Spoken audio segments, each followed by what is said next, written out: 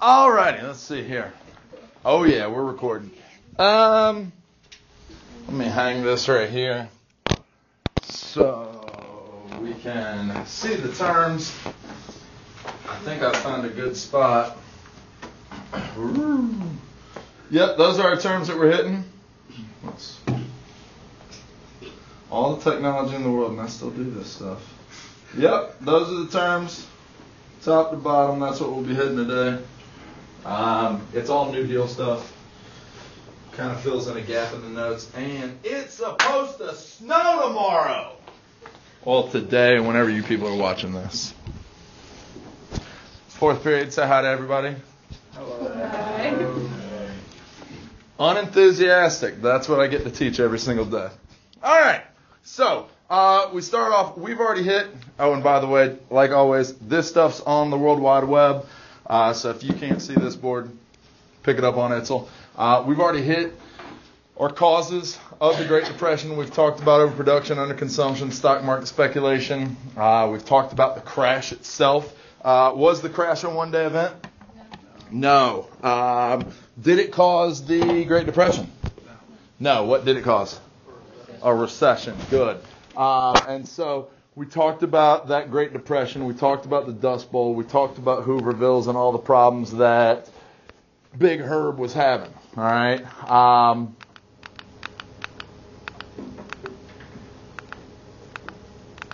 So look at these standards. Today, the idea of today is to talk about Frankie D and his New Deal stuff. By the end of this lecture, we will have talked TVA. We will have talked how he wants to control, he being Frankie D, control the environment. We'll save Wagner Act for second New Deal, as well as Social Security. And yeah, I mean, I guess these standards are kind of weak in terms of first New Deal, 100 days type stuff. But it's there, and that's what we're hitting today. So, the election of 1932.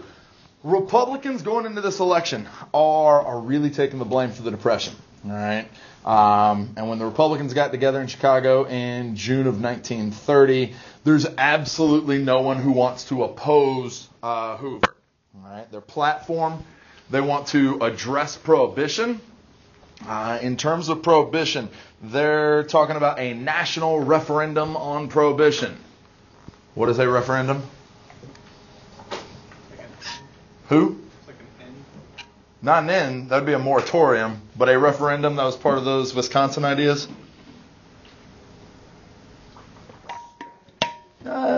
No. But remember, a referendum, that's when the people vote. All right? And so they're calling for a national referendum on prohibition. The Republicans are going to try to blame the economy on the World Depression and say that relief was the responsibility of state and local governments. All right. Democrats. The Democrats in this election are pumped up. They're enthusiastic. They really feel that they can win this election. They just gotta get it right in terms of who they're gonna pick. There we go. Let's kind of set that thing back up a little bit. Yeah. Now we've got JC prominently featured when I stand here. Yeah, I did that. Anyway, Democrats, enthusiastic, confident, feeling good. They've got a lot of big candidates. They've got FDR. He's the governor of New York. That'd be Franklin Roosevelt, this guy here. They've got Al Smith. He was the dude that lost to Hoover in 28. And they've got the Speaker of the House, John Nance Garner. They'll ballot 3 times and then adjourn. Then John Nance Garner comes out, says he is not going, or he wants to withdraw from the race. On the 4th ballot, Roosevelt gets the nod. They make Garner VP nominee. All right. FDR is going to break tradition here. All right. These Roosevelts, they kind of do whatever they want. And FDR is going to break tradition, accept the nomination in person. Okay. And gives a speech at the convention promising a New Deal for America. Platform for the Democrats, they're going to blame the Republicans for the Depression. They want extensive public works programs. Remind me, what is a public works program? Like the government building up infrastructure. There you go. Yeah, largely it's infrastructure stuff. They want to regulate the stock market. What was wrong with the stock market? What was going on that was kind of shady? Speculating on stocks. Yeah, but what was it called when you buy on credit? Oh, on market. There you go, buying on margin. Okay, and so they want to regulate that stuff, and they just flat out come out and say, yeah, we're in favor of repealing prohibition. All right, so that's what the Democrats have going on. In the campaign, the Republicans are going to harshly criticize FDR's health. Why? What's wrong with FDR? Yeah, he's got polio. He's got legs. They just don't work. They don't work well. And because of that, when you see pictures of FDR, you rarely see his legs. Right? Even here where you could see him covered up by a blanket there. When you do see FDR standing, it's typically behind a podium because in order to stand and walk, he had big braces on his legs. You guys seen Forrest Gump? The beginning of the movies where he's got those braces? Yeah, that's it. Okay, kind of like that. And so you don't want the president to appear weak or have a weakness, and so they tried not to photograph that type of stuff. All right, but in the campaign, FDR was on the campaign trail, pushed real hard, vigorous. He's really going to use the radio as a tool. Okay, he really uses the radio to air his speeches. He did this. FDR had a very very smooth, capturing voice, and it worked perfectly for him because, I mean, you look at this dude's face, Hoover's face, and it's like a little squeaky voice coming out of that thing. All right.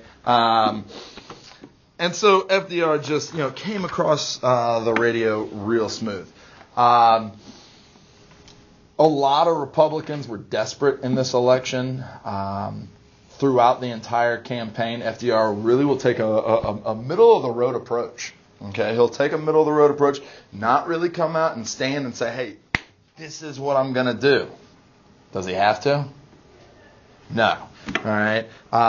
Hoover made a big mistake, came out and said, if you people elect FDR, he's going to change everything. Is that what people wanted? Clearly. Okay. Clearly. We can see an absolute landslide election here. 89% of the electoral vote. And for Hoover, he got him. Democrats also get majorities of both houses. Okay, so Democrats are in firm control here. Now, we've talked about cabinets before. What is a cabinet? Group of advisors. Yeah, group of advisors. And every president's got one. Hi. He's got his own. He's got his real cabinet. He's also got his personal cabinet that he refers to as the brain trust. All right, the brain trust is his cabinet. It's full of academics, economists, lawyers, college professors, experts on their field. And he kind of takes a page out of Dubs's book with how to deal with the cabinet. He will give his brain trust a topic, have them research it, have them openly debate the topic. He would take notes and then go in another room and formulate his game plan. All right, so that's what he's doing there. There will be one change to the whole procedure of election and when you become president. We talked about being a lame duck president, right? That's when you know your time is up. You have that shelf life is there.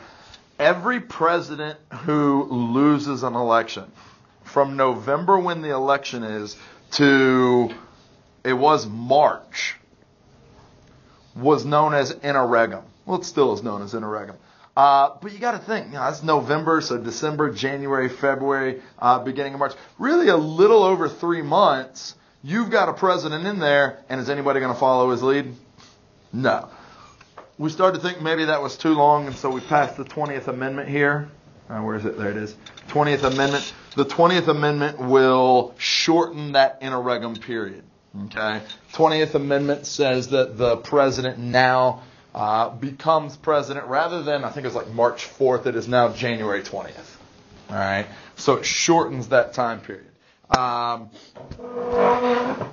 But that's going to happen, this passes right here, so we're going to have to wait for the next one for that to happen. Now,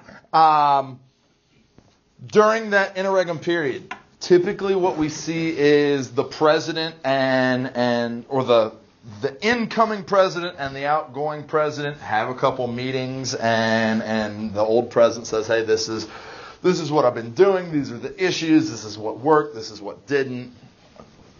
Kind of, so we can hit the ground running. Hoover and FDR really don't like each other, and so it's a very tense period.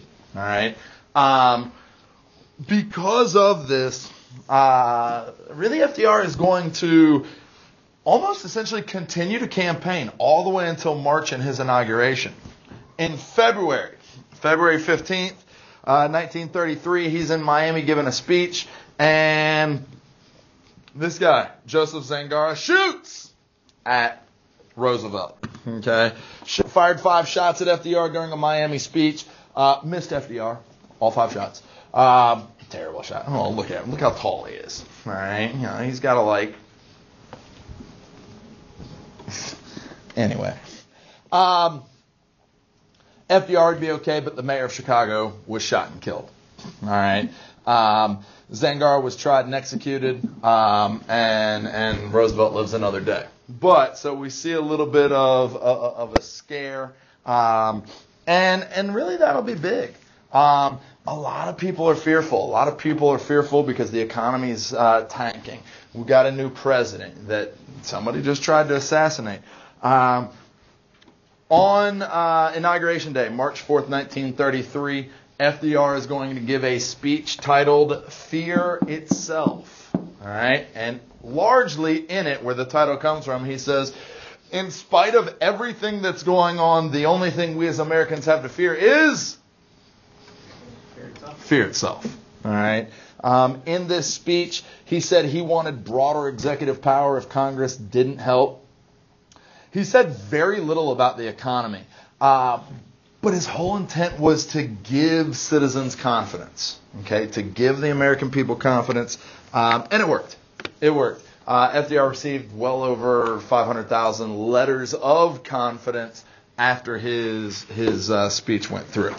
All right, but we can see right here FDR's first term issues and what they are. He's got to get people to overcome their fears, and once he can settle that. We've got real issues with banking. What's happening with banks? What are people doing? Taking all their money out of the banks. And if all the money gets taken out of the banks, what happens to the banks? Yeah, they fail. And we've already had a tremendous amount of bank failures. Prohibition, what's that? No drinking. Yeah, do we want to bring it back? Sure. Remember, what's going to bring prohibition back? Kick prohibition away. 21st Amendment, and that's going to come in 33. Okay, that comes in 33. How's farming doing? What's the problems that farmers are having? Yeah, they're overproducing. They've got the Dust Bowl going on, and all their banks have shut down. Unemployment's high. We know that because what's one of the key ingredients to a recession? Unemployment rate's going up. Yeah, unemployment goes up. What are the two things that go down? GDP and corporate earning. Okay, so big businesses in the country aren't making money, and the people aren't either because their unemployment's going up. And industry, what was the big problem with industry here? Because of tariff, so we can export. Well, why are our warehouses full? Demand is low. And what's going on with production? Yeah, we're overproducing and we're underconsumed.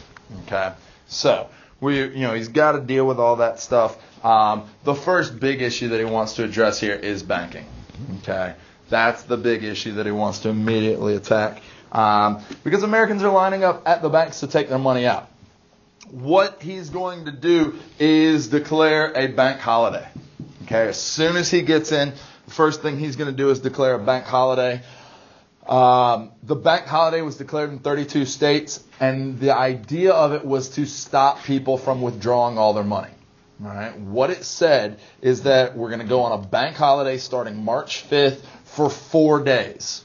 All right. So for the next 4 days during these bank holidays, you can only take out 5% of what you have in the bank. All right. You can only take out 5% of what you have in the bank. The idea with that was to allow FDR and his brain trust to try to figure out exactly what they need to do to stop the banking crisis. All right. FDR declares that bank holiday and then walks right into Congress to really outline his New Deal. All right. Now, taking a look at this, these are all New Deal programs. All of these that start here in 1933 here, these are all first New Deal things. The 35, that's going to be second New Deal, and we'll hit that later in the week. All right. So this is all first New Deal stuff. And one of the big things that I want you guys to understand with this New Deal is it's all going to be done in the first 100 days of him being in office. Okay. And we'll talk about those 100 days here in just a second. But like I said, he's going to go into Congress and present his New Deal. His New Deal is his domestic policy. Okay, it's how he wants to deal with everything domestically that we saw, well, right there. Okay, so the New Deal really is characterized by what's considered the 3 R's. Every single legislation fits into one of the 3 R's. The 3 R's: relief, recovery, and reform. Again, relief, recovery, and reform. The whole idea with relief is to provide legislation, immediate legislation, for those who needed it most.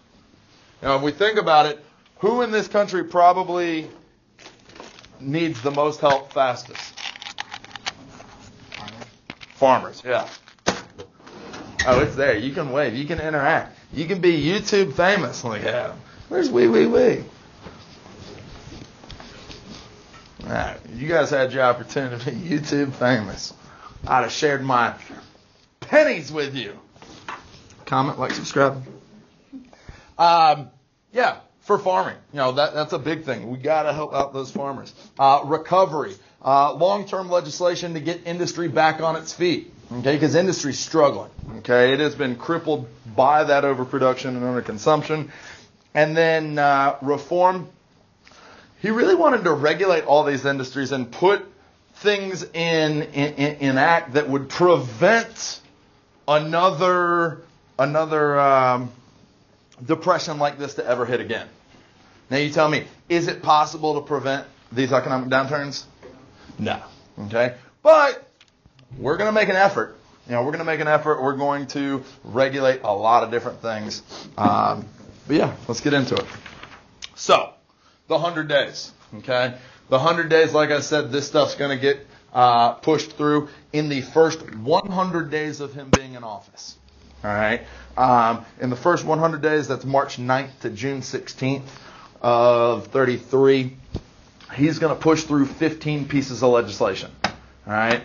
That's unheard of. All right? There are some presidents who are 2-term presidents who in 8 years don't pass 15 pieces of legislation. And he passed 15 in the first 100 days. All right? One of the first ones that he's going to do is this Emergency Banking Act. Okay? The Emergency Banking Act. The Emergency Banking Act dealt with the banking issues.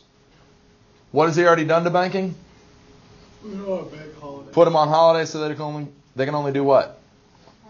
Take out 5%. Good. So these banks essentially are open.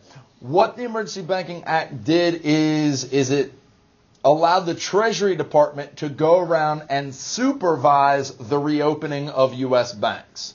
All right?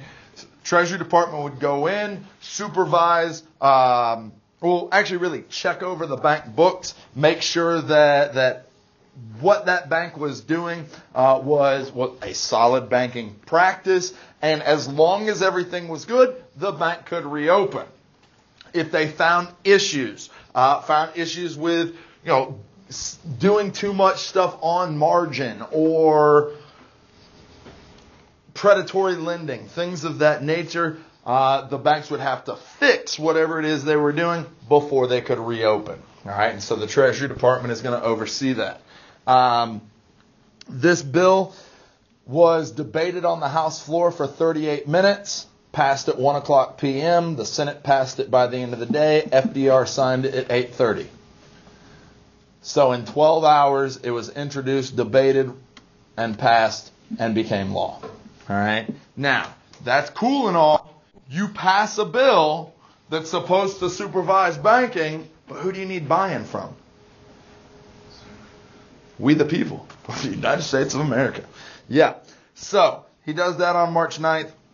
March 12th, FDR goes to the radio. All right? Remember, he's got a smooth voice. It's very calming. It's very inviting. It captured people. And he is going to use the radio as his tool to go and get buy-in from the people. All right? He will host several fireside chats. Okay? Several fireside chats is what they were called. And it's really him addressing the American public on the radio. All right? On his March 12th fireside chat, the very first one, an estimated 60 million people listened in. In it, he explained the Emergency Banking Act. And it worked. That was March 12th was the chat. March 13th, deposits exceeded withdrawals. By the end of the week, $600 million had been put back into U.S. banks. And by the end of March, $1 billion had been put back in the banks. Is the banking crisis over? For the most part. All right, we're still going to have some banks that are failing, and some banks are going to have to wait to get reopened. But how's Americans' confidence about banking right now? Good. All right. In order to ensure that this type of stuff doesn't happen again, i.e. the reform part, we're also going to pass this Glass-Steagall Banking Act. Okay? Glass-Steagall really tries to address a lot of the issues with banks as to why they were failing and prevent them from failing again.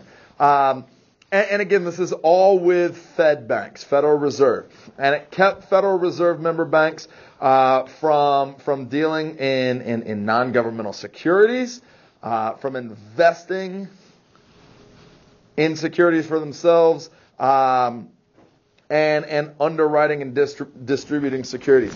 Really, it gets the banking industry out of the stock market. Okay? Overall, that's kind of where we're headed here. We will address the stock market itself, but really we'll see that'll come later on, closer to second New Deal stuff. All right? And again, it's all there. Okay? Now, other issues here. Farmers. Oh yeah, farmers are on the struggle bus. The farmers are on the struggle bus. Farming's been doing real poor. And really what we see here is FDR knows that for farming, he's got to create a paradigm shift.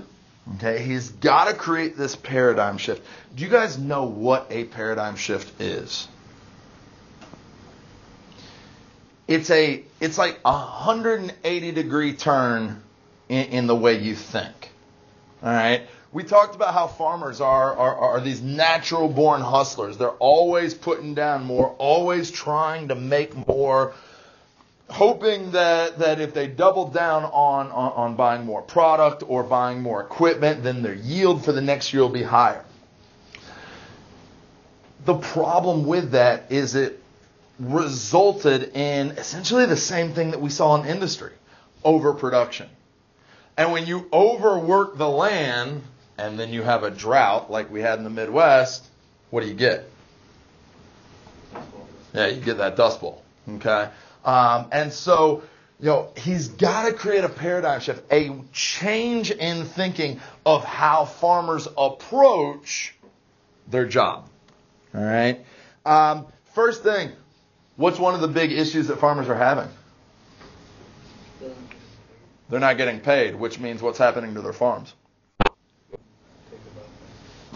Yeah, they're getting foreclosed on. Okay. First thing he's going to do is pass this Farm Credit Association. Okay. The Farm Credit Association really was the sole farm credit agency. The idea was to refinance mortgages. All right.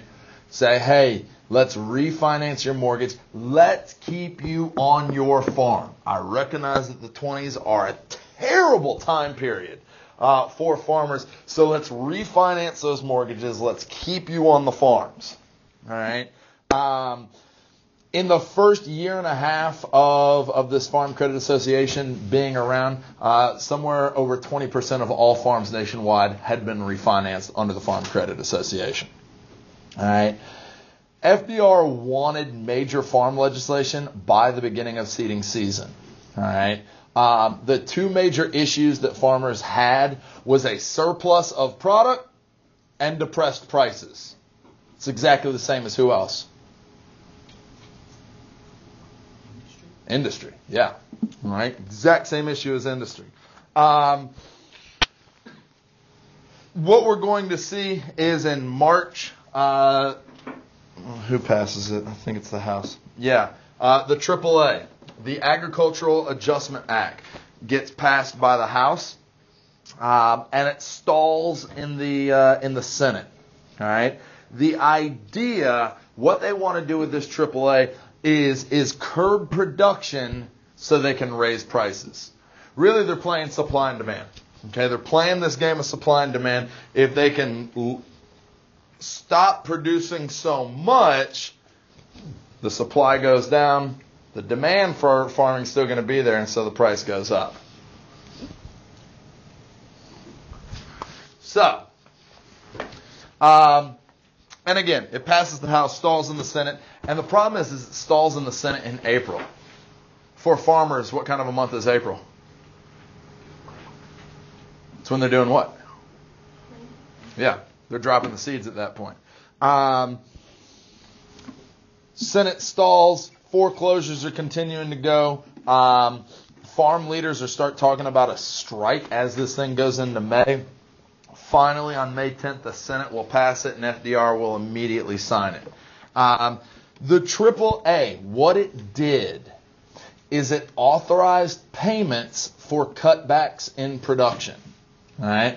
Remember, got to play supply and demand. In order for the farmers to make money, we've got to decrease the supply so the price goes up. And so we're going to authorize payments. We are paying farmers to produce less. All right? Where do we find that money to pay farmers? Where does government get money from?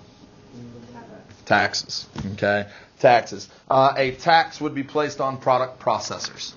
Okay? In order to pay the farmers to produce less, a tax was put on product processors. So you guys can kind of understand what a product processor is. If, say, you are a cotton farmer, the textile industry is the product processor, the person who takes it from a raw material and makes it a consumable good. Does that make sense? Okay, cool. So we're putting a tax on the product processors. Quotas were put in place to control production. What's the problem with passing this bill in May?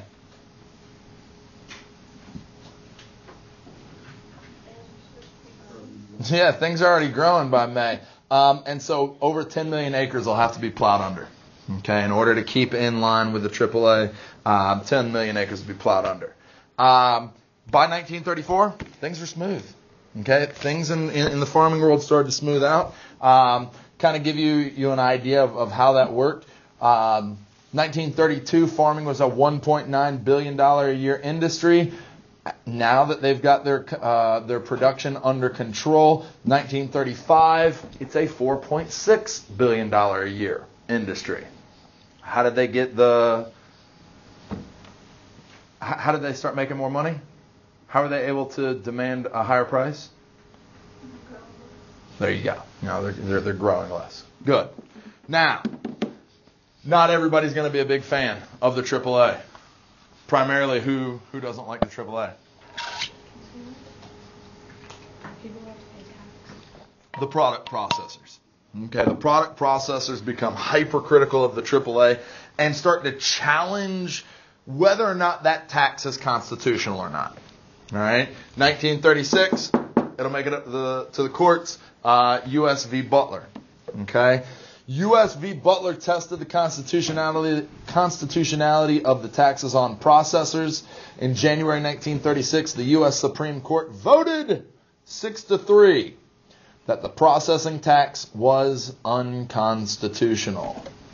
All right, that it was unconstitutional. So, what should farmers do?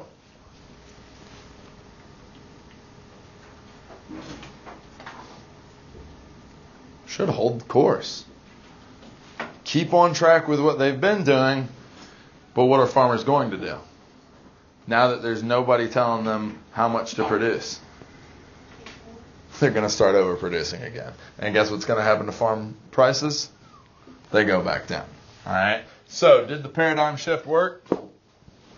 No, it didn't. And really, we'll see a couple of these new dealings be deemed unconstitutional. All right. Now, other things that are happening. Unemployment. Okay. There's a tremendous amount of unemployment going on. And so this New Deal has several ideas of how to deal directly with unemployment. One of them, the CCC. Okay, CCC, the Civilian Conservation Corps. Civilian Conservation Corps is going to provide temporary relief. All right, temporary relief. The CCC is going to last from 1933 to 1942, and it provided employment for men ages 18 to 25. Okay, 18 to 25, all conservation type projects. Okay, all conservation type projects, flood control, park services. They're going to plant like over 2 billion trees. There's a lot of stuff around here, especially you go up into North Georgia, bridges and other things. There's a bunch of bridges in like Blue Ridge and Blairsville. Bridges that look like this, and on it you'll see this. Anybody like to hike in here? Been to the top of Blood Mountain? You know that stone hut that's up on the top? If you look on the back side of it, it's got that on it. Okay? CCC built that. And that's the type of stuff that you're doing, working with the CCC. Initially, they only enlisted 2,500 men at a time. By late 1935, they're enlisting up to 50,000. I'm sorry, check that. 500,000 people at a time. And I use the word enlisted on purpose. Jobs are away from home, and this thing was helped out by the War Department. If you were in the CCC, you lived in barracks, you wore surplus military fatigues, and you can see it's like, Boy Scout camp, but for grown men. All right. Salary was $30 a month. Okay, $30 a month. You got $5 every month. The rest of the money was sent home wherever home was for you. Okay. If you didn't have a home, then they just held it in trust, and at the end of your service, they gave you one lump sum. All right. I guess the one black eye, so to speak, for the CCC is they discriminated. Okay. They discriminated. People were freaked out about having blacks and whites living in these close quarters, and whether people could get along. And really that just kind of highlights that we're still stuck under what? What's keeping us separate but equal, quote unquote? Plus reverse Ferguson. All right. So we've got the Triple C. Other things that we've got is the CWA. All right, the Civil Works Administration. The CWA, Congress created the Civil Works Administration November 1933. Initially, it was supposed to be a temporary thing just to see us through the through the winter into 34.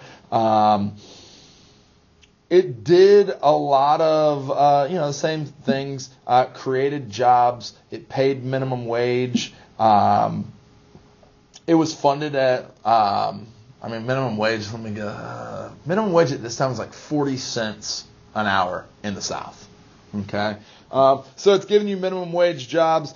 Initially it was funded at $400 million. Congress would eventually give it, another $500 million boost in February of 34. And when it was all said and done, the CWA ended up pumping $833 million back into the economy. The types of jobs were really repairing and renovating other things. Where Triple C and FARA, which we're not talking about today, Triple C and FARA are creating infrastructure. CWA is repairing infrastructure. So they're renovating public works, and somewhere over 4 million people would be funded by the CWA. You got a question? Okay.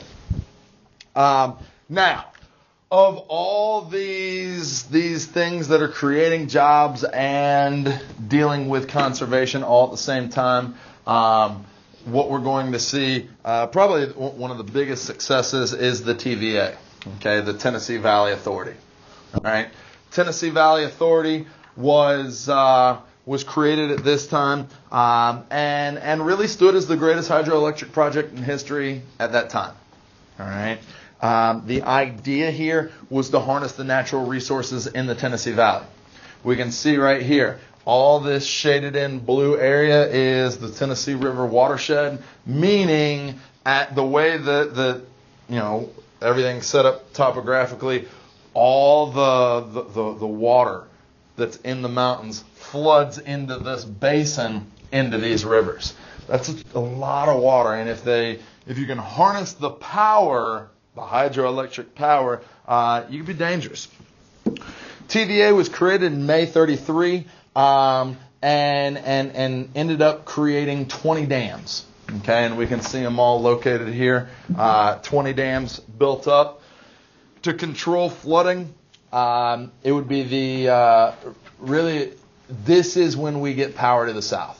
All right, we talked about how, in the 20s, 2/3 of the country had electricity. What was the 1/3 that didn't? Now, Appalachia. This is bringing power to the Southeast.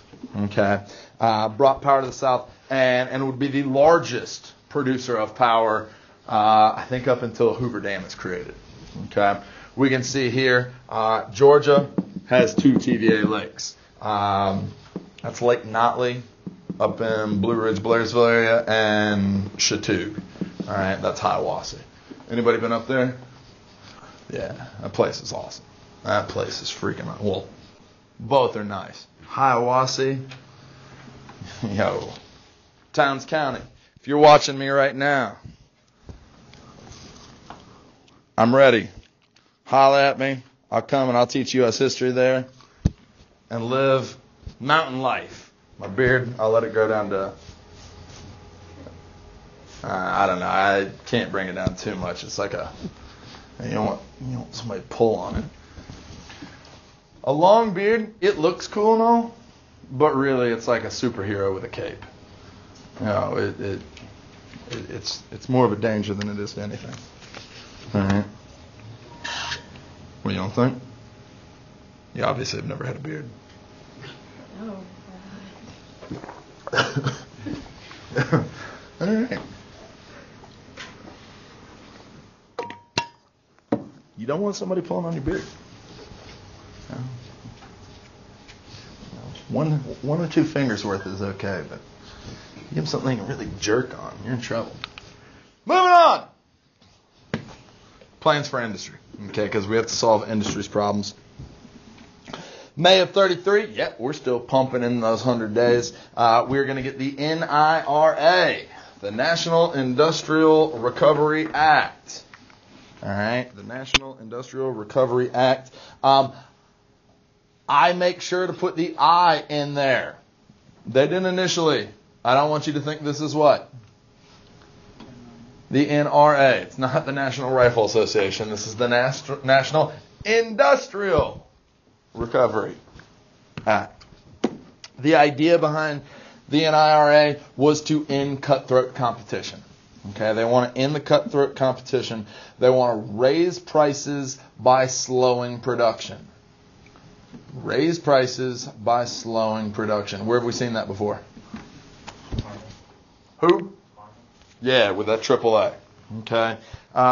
So they'd raise prices by slowing production, give people a reasonable living wage, and called for written codes for fair competition.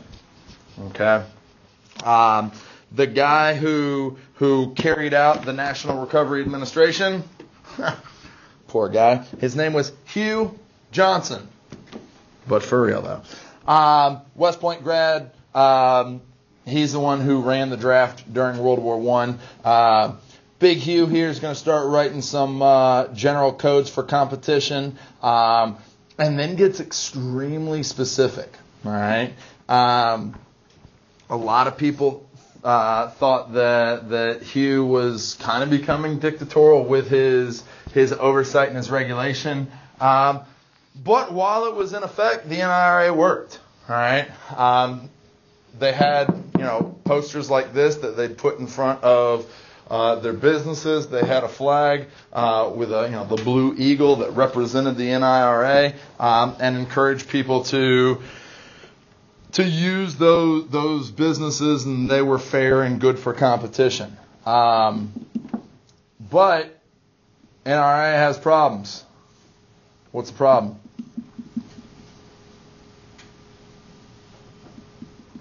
What was the problem with the AAA? Yeah, right. Schechter Poultry. Okay. Now, I want you guys to take notice here. This event comes before USC Butler. Okay. So, the first thing that's actually going to be made unconstitutional is the NIRA. But I just talked about the AAA because it came out first. Okay. Schechter Poultry. Schechter Poultry v. U.S. is going to go to the Supreme Court in May of 1935 and question the constitutionality of all these regulations. All right. Schechter Poultry here was selling sick chickens. Okay, they were selling sick chickens, and so the NIRA came in and shut them down. Okay, should they be selling sick chickens? Probably not. However, they were selling intrastate. They were selling in the state, not selling to other states. Therefore, their whole argument was that who had the right to deal with them? The state. It becomes the federal government's responsibility when they cross state lines. Was Schechter Poultry crossing state lines? No. They were intrastate, not interstate. All right. How do you tell the difference? What do we call highways? Interstate. Yeah, going from state to state. Okay. So they were intrastate. They were convicted of violating code. They ran that thing all the way up to the Supreme Court. Supreme Court overturned the violation codes by a vote of 9-0, and the NIRA would be the very first to be deemed unconstitutional. All right. So, with that really ends the 100 days. And what we're going to talk about today. If we're out for more days, next thing we talk about is The next 100 days.